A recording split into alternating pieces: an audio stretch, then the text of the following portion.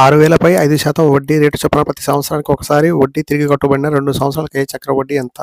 మొత్తానికి formula P1+R/100 ఇక్కడ P అంటే ఎంత?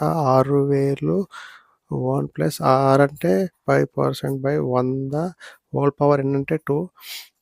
6000 100 × 1 ఎంత? 100 + 5 105/100 2 ఇచ్చారు కాబట్టి 2 సార్లు వేసుకోవాలి. 105/100 ఈ 2 సున్నాకి ఈ 2 సున్నా క్యాన్సిల్, ఈ 0కి ఈ 0 క్యాన్సిల్, 2 మూల 2 5లు 5 1ల 5 21. 21 × 3 ఎంత? 63 × 105 ఎంత వస్తుంది? 6615 వస్తుంది. ఓకే, ఇప్పుడు కాంపౌండ్ ఇంట్రెస్ట్ కనుక్కోవాలి. మొత్తం ప్లస్ అసలు 6615 - 6000 తీసివేస్తే ఎంత వస్తుంది? 615 చక్రవడ్డీ.